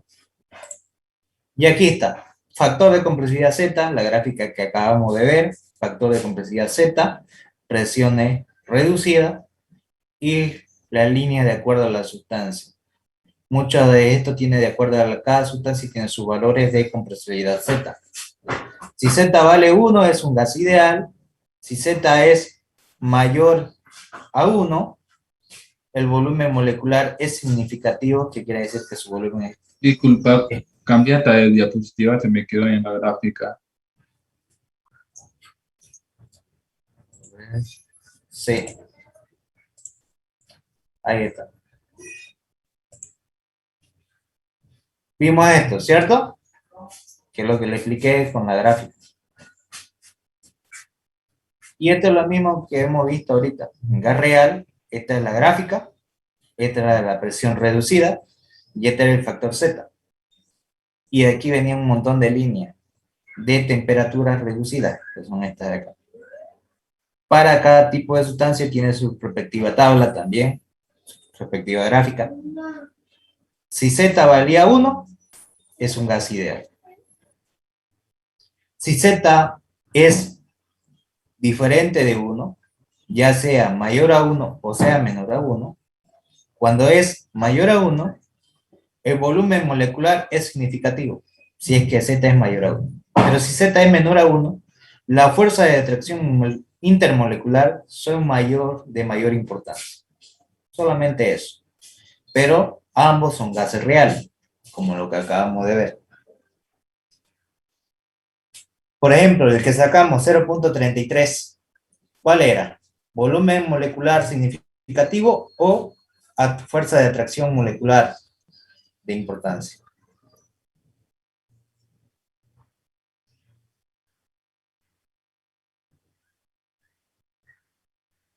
¿Cuál era? Fuerza de Menor. atracción. Fuerza de atracción, ¿no? Intermolecular, ¿no? Porque era menor, era 0.333. Entonces aquí 0.33 es menor a 1. Ahí está. Y ahí está la misma gráfica, lo que hemos hecho. Aquí es un ejemplo básico, ya lo vimos en la tabla real, cómo se vamos a trabajar. Y aquí entra la parte de los gases con la sustancia o con las capacidades caloríficas. La capacidad calorífica de los gases es de una sustancia, la variación del calor experimental a cierta cantidad de su masa varía con el acuerdo de la temperatura. ¿Qué quiere decir? Cuando habíamos encontrado la capacidad calorífica, ¿de cuál? ¿Qué calor es? ¿Sensible o latente? Lo que estoy aplicando acá.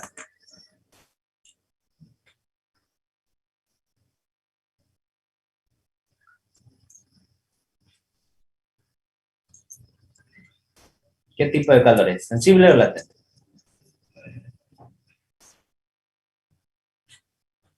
Sensible. Sensible, porque varía la temperatura. Directamente cuando digan varía la temperatura, no hay otra calor sensible. Pero ese calor sensible puede ser un calor sensible a presión constante o a volumen constante. Esos calores se determinan experimentalmente, tienen valores diferentes en la sustancia. El calor del sistema necesario para absorber o para incrementar una temperatura de 1 grado centígrado, lo que habíamos explicado anteriormente, es la capacidad para elevar 1 grado centígrado 1 kilogramo de agua. Y esto. Calor es igual a la masa por el calor específico por la variación de temperatura.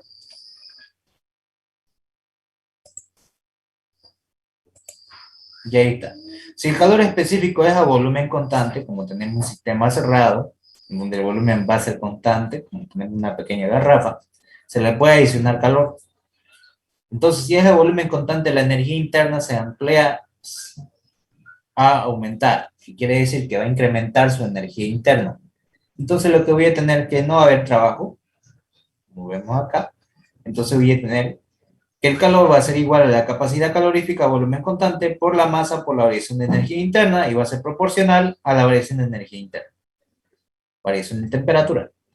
Capacidad calorífica a volumen constante por la masa por la variación de temperatura es proporcional a la energía interna como también al calor a volumen constante. Y el calor específico a presión constante me dice que es a presión de un cuerpo que va a ser dilatado. La energía se invierte de acuerdo al trabajo del entorno. Fíjense que el peso no va a cambiar, ni tampoco la presión atmosférica, entonces va a ser el mismo esfuerzo. Y va a haber una variación de volumen. Entonces, si hay una variación de volumen, entonces va a haber trabajo. Y si hay trabajo, voy a tener lo siguiente, que el calor va a ser igual a la variación de energía interna más el trabajo. Y la variación de energía interna más el trabajo es igual a la entalpía. Y esa entalpía, para mí, también lo puedo determinar el calor, que va a ser la capacidad calorífica a presión constante por la masa por la variación de temperatura. Y ahí lo tengo. Para los sólidos y líquidos, la dilatación es despreciable, porque aproximadamente el Cp y el Cv son iguales. En cambio que los gases, siempre, la capacidad calorífica a presión constante va a ser mayor que la capacidad calorífica a volumen constante. Siempre va a ser mayor la capacidad calorífica a presión constante que la de volumen constante. Vamos a ver si lo que yo digo es cierto.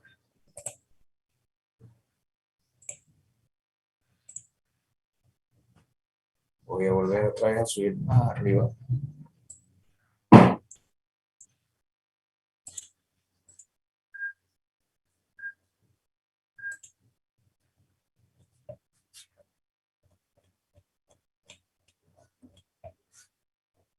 Ahora fíjense, Cp y Cv. ¿Cuál es mayor? ¿1.03 o 0,71?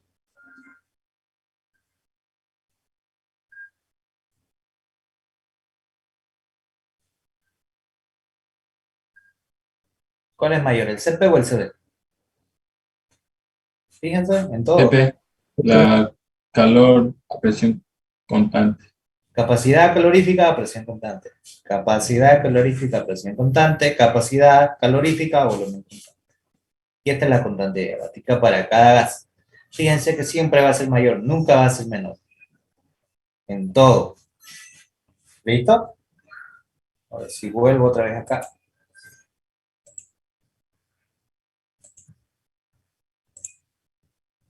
Este es un pequeño ejemplo de un sistema cerrado, en el cual yo tengo los datos que me da el ejercicio.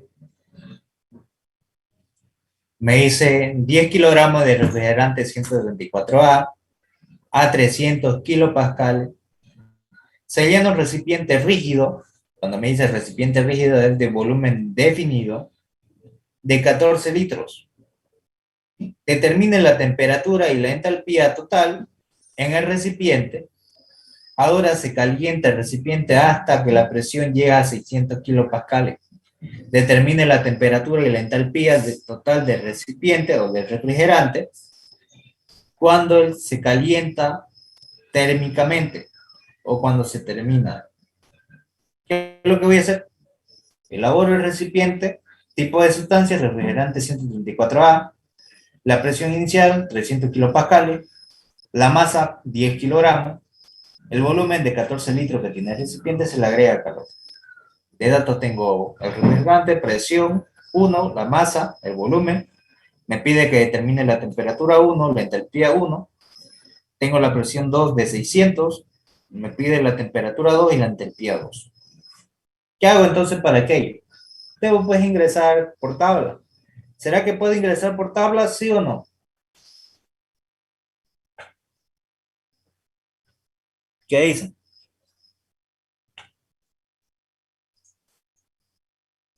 No, porque no tenemos temperatura. No necesariamente porque no tengo temperatura. ¿Cuál es la condición para ingresar por tabla? Eso no se tiene que olvidar, es como una regla. Tener dos datos. Dos datos. Y dentro de las propiedades que yo tengo de tabla, fíjense,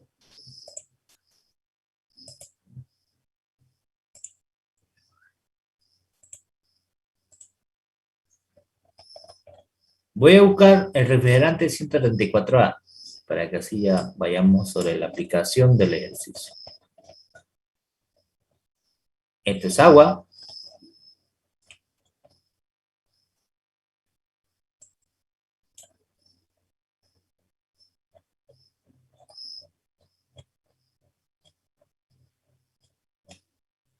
Este refrigerante 134A.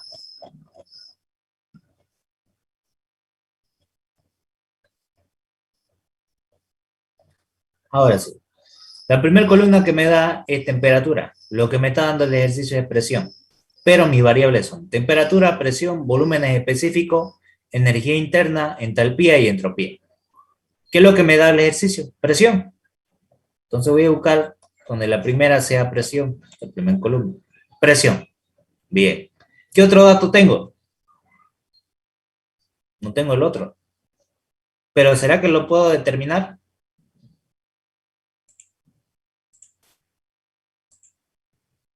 Tengo la masa y tengo el volumen. Si tengo masa y volumen, ¿será que puedo determinar el volumen específico? ¿Sí o no? Sí, se puede. Después, entonces, este volumen lo tengo que llevar a metros cúbicos. Entonces tengo que convertir de litros a metros cúbicos. Y de ahí determino el volumen específico en metros cúbicos sobre kilogramos. Y eso es lo que hago. Tengo dos estados, como lo vemos acá. El primero es 300 kilopascales. Tengo el volumen de 14 litros, que va a ser lo mismo para ambos, porque el recipiente es rígido, en proceso isométrico isocórico. Tengo la temperatura 1 que tengo que determinar, mi entalpía 1 que tengo que determinar, y tengo la masa de 10 kilogramos. Entonces, con temperatura 1 vamos a tabla del refrigerante 124A. Voy a ingresar con la presión. Y con esa presión, lo que voy a hacer es determinar lo siguiente. Primero, necesito determinar la masa. Y yo sé que la masa va a ser... Bueno, la masa lo tengo. Lo que me falta es el volumen específico. Yo sé que el volumen específico es el volumen sobre la masa. Son 14 litros. A metros cúbicos, ¿qué hago? En un metro cúbico, ¿cuántos litros hay? 1000 litros. Entonces reemplazo, sería 14 por 10 al exponente menos 3 para llevar a metros cúbicos. Y la masa son 10 kilogramos. Y me va a dar este volumen específico de 0,014. Me dice si le sale ese valor.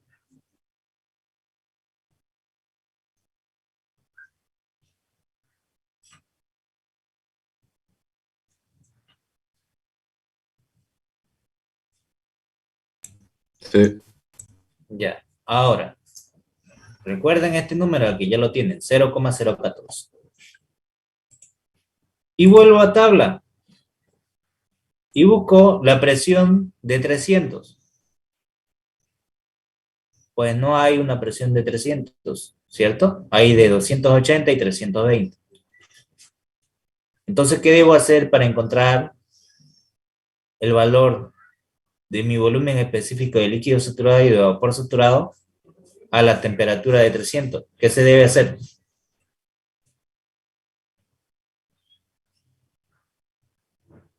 ¿Qué se hace?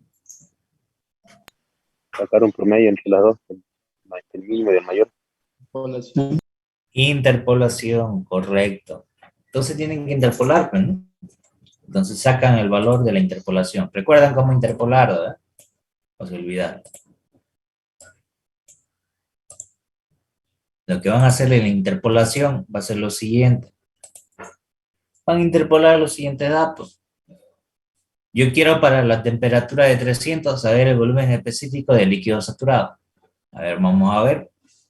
Entonces, ¿qué hago? Aprieto modem, la opción 3, que es start, la opción 2, que es A más B por X.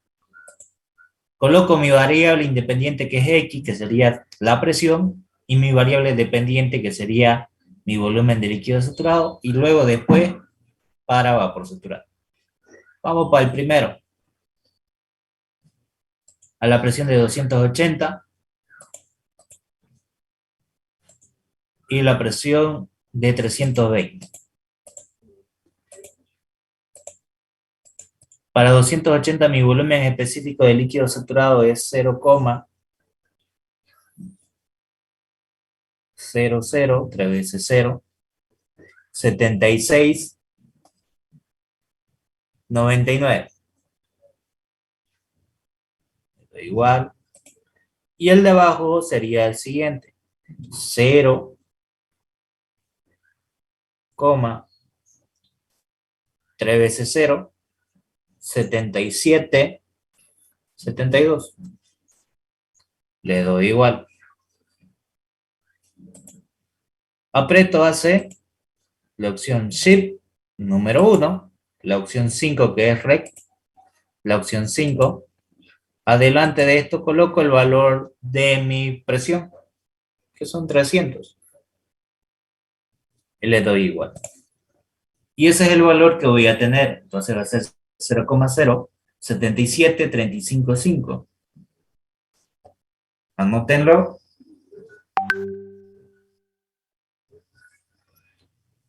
Sería 77,355. ¿Ya lo notaron?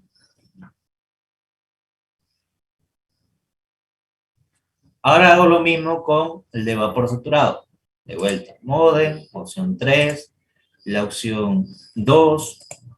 Coloco mi variable independiente, que sería las presiones, 280, 320. Los valores correspondientes de su volumen específico, que sería 0,072, 23, no, 35,2. Ahí va el primero. Y luego el segundo, que sería 0,06, 36,04. Y le doy igual.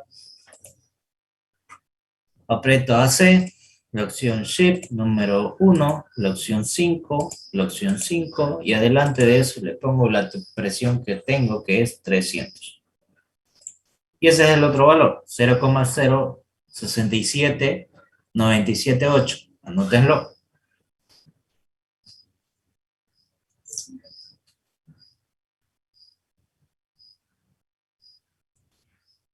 ¿Ya lo notaron? Ya está, ya. Ahora, ¿qué hago entonces? Voy a agarrar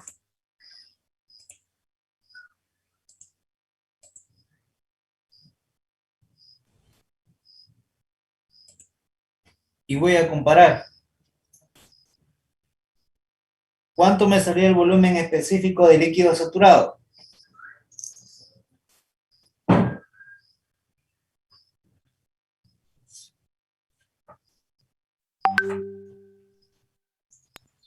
$7,7355 por día a la menos 4. Entonces, ¿es mayor o menor a 0,014?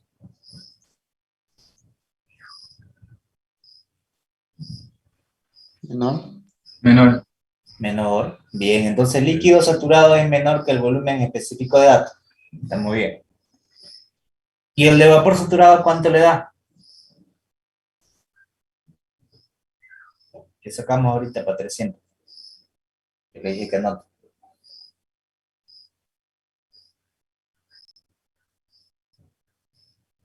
Sí, Sí. ¿Sí? sí, Teo. Sí. Entonces mi volumen específico de líquido saturado es menor que el volumen específico de datos, pero mi volumen específico de datos es menor que el volumen específico de vapor saturado. ¿Estamos correctos en eso? Sí.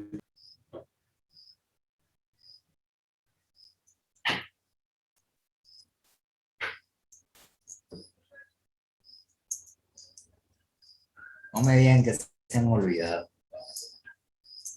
Estamos mal, no están practicando. ¿Qué pasaría? ¿En qué estado se encontraría?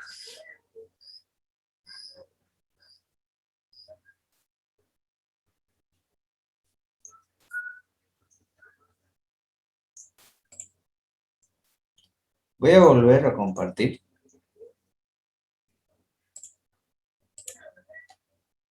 Pero va a ser para volver a repasar lo que ya les he explicado anteriormente.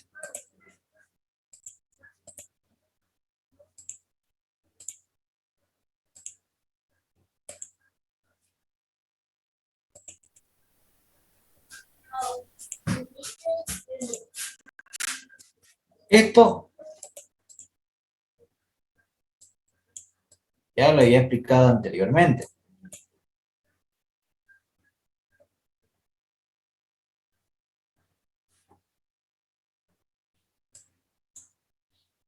Lo que está pasando es que mi volumen específico de líquido saturado es menor que el volumen específico de datos, pero mi volumen específico de datos es menor que el de vapor saturado. ¿Estamos correctos en eso? Sí. Sí. Lo que me está diciendo que va a ser mayor a esto, pero menor a esto. Entonces va a estar dentro de la campana. ¿En qué condición de estado va a estar entonces? Es una mezcla. Una mezcla. Y si es mezcla, ¿qué pasa con la presión y la temperatura? ¿Qué tiene que ser? Saturado. Presión saturada y temperatura saturada. Tiene que ser la presión de saturación y la temperatura de saturación. Entonces, vuelvo otra vez acá.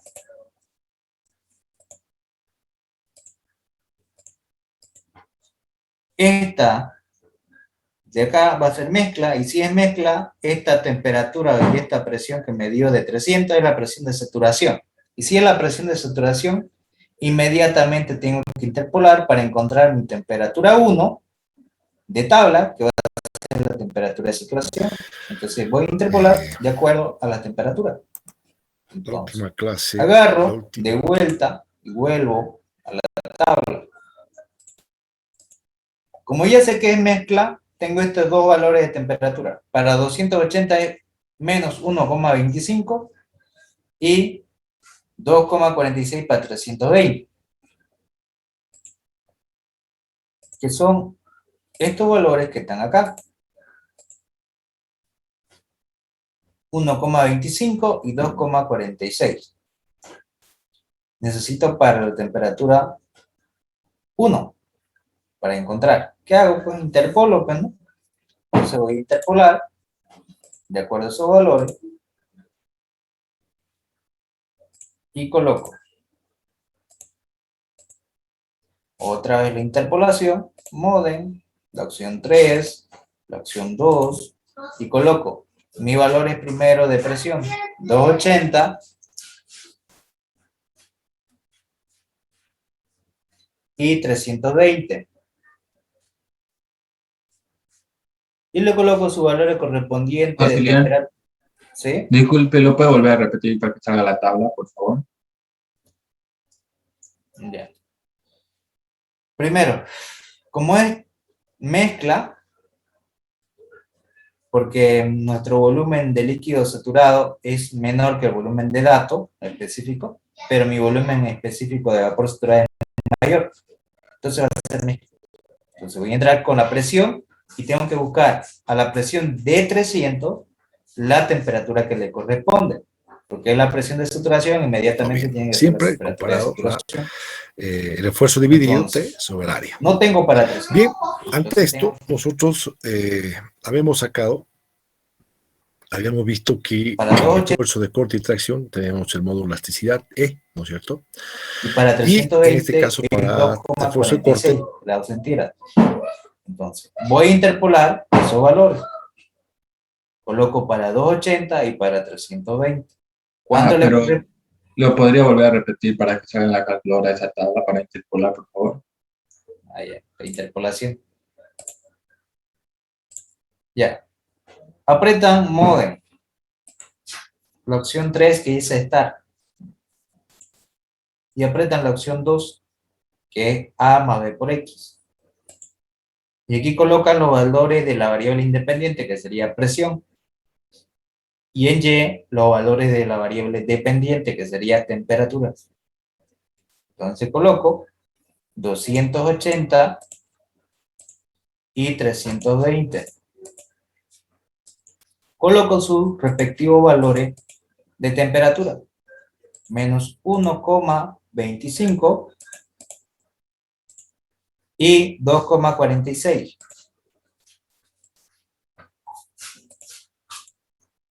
Igual, aprieto AC, Shift número 1, la opción 5 que es Rec, la opción 5 donde está la Y con un palito, y con Replay lo muevo adelante y le coloco la presión que nosotros tenemos, que es 300. Y me va a dar este valor de temperatura. ¿Cuánto le da? 0,605. ¿Le sale ese valor?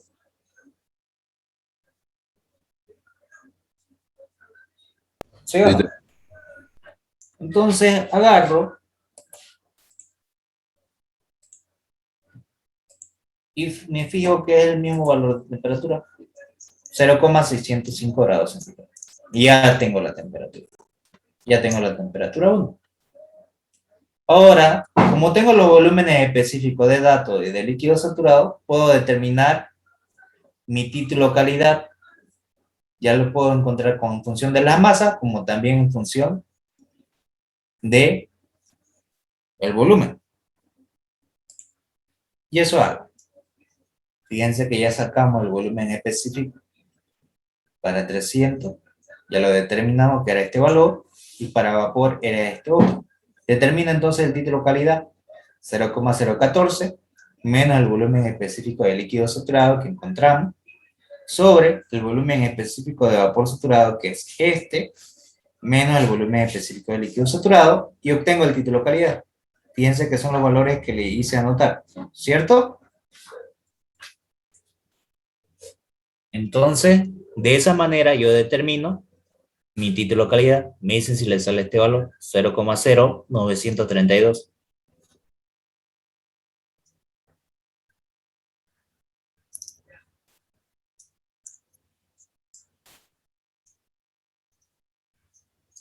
Bien. Entonces, hago lo mismo, pero ahora con las entalpías en la tabla. Debo interpolar para encontrar a 300. Para 280 es 58.18 y para 320 es 55.16. Vamos a ver si es lo mismo que está en tabla.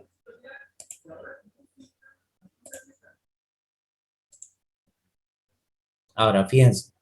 Entalpías. Para 280 es 50,18 Y para 320 es 55.16, mi entalpía de líquido saturado. Y mi entalpía de vapor saturado es 249.72 y 251.88. Anótenlo. Me dicen cuando ya lo terminen de copiar estos 4 valores.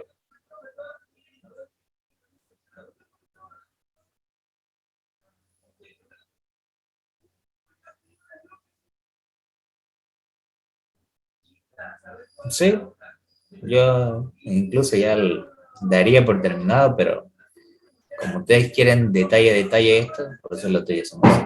Ya está, ya. Ya. Ahora sí. Entonces, vuelvo otra vez acá. Y son los mismos valores, 58.18, 55.16, 249.72 y 251.88. ¿Cierto? Sí. Y aplico la interpolación. Esta es la interpolación manual. Y de esa manera van a tener el valor del HF y el HG, que les sale todos valores. ¿Cierto? A ver, interpolen y me dicen si les sale lo mismo.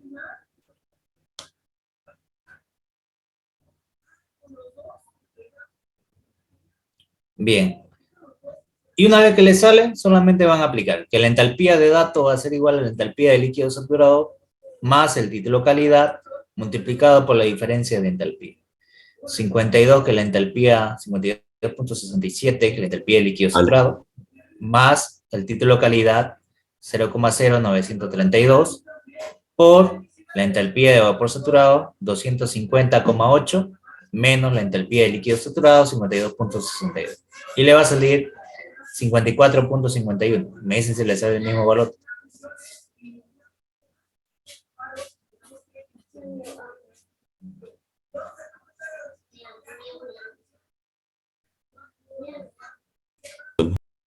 Perfecto. Y entonces tiene mi entalpía 1 y mi temperatura 1. Y para el estado 2, cuando llega a 600, digamos, que lo que harían lo mismo, ¿no? Si la presión es de 600, de igual manera tienen que determinarlo. En este caso, este es otro ejercicio. Para el estado 2 se lo voy a dejar. ¿Qué pasaría en el estado 2?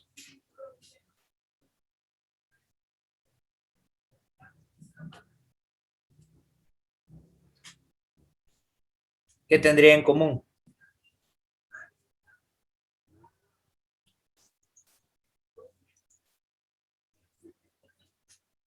El volumen. Como el sistema es de volumen rígido, la masa y el sistema es cerrado, la masa permanece constante. Y el volumen, como es constante, entonces mi volumen específico también va a ser constante. Mi volumen específico 1 va a ser igual al 2. Entonces ya tengo el volumen específico. Y tengo presión. Entonces son dos datos que yo puedo ingresar a tabla. Entonces ingreso con la presión de 600 y voy a buscar mi volumen específico de líquido saturado y vapor saturado y ver si está dentro de esos parámetros para ver si está en condiciones de saturación. Entro y busco la presión de 600. Ahí está. Mi volumen específico de líquido saturado es 0,0008199 y de vapor saturado 0,34295. Mi volumen de datos es 0,0014. ¿Está dentro del parámetro, sí o no? ¿En qué estado se encontraría?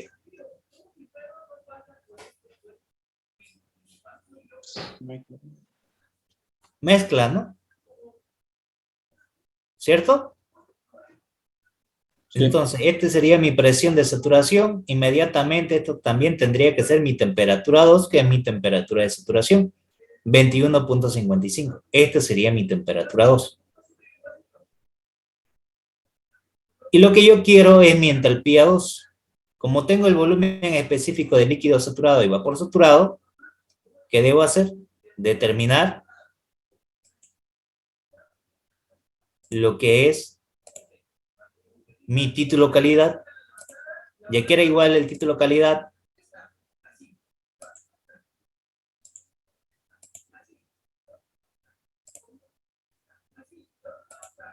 al volumen específico de datos. ¿Cuánto es el volumen específico de datos que yo tengo? ¿Cuánto era?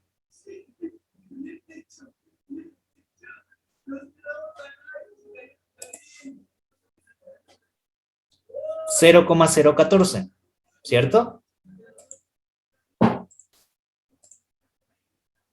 Entonces 0,14 lo voy a colocar en mi calculadora. Entonces, la de datos 0.0014 menos el volumen específico de líquido saturado para el 600, que sería 0,00, 3 veces 0, 81,99. Sobre el volumen específico de vapor saturado, 0.03429,5 menos el volumen específico de líquido saturado, 0.008199. Y le doy igual, y ese es mi título de calidad, cópienlo.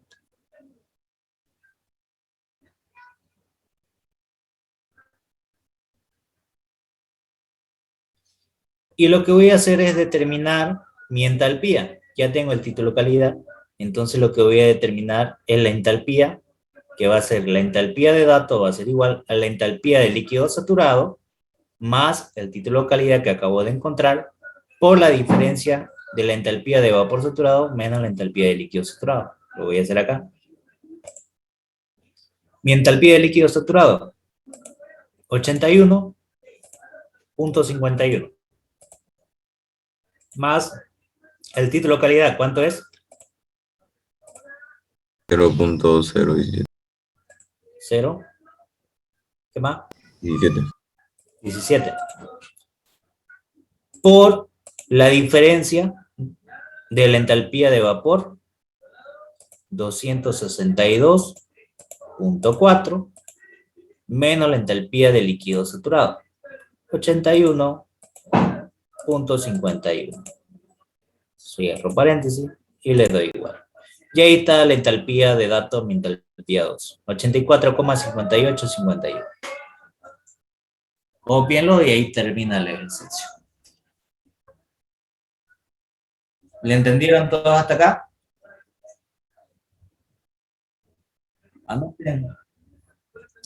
Anoten su nombre en el chat nada más. Ahí está. Si es que ya está anotado, solamente una sola vez. Bien. Eso es lo que tenían que hacer.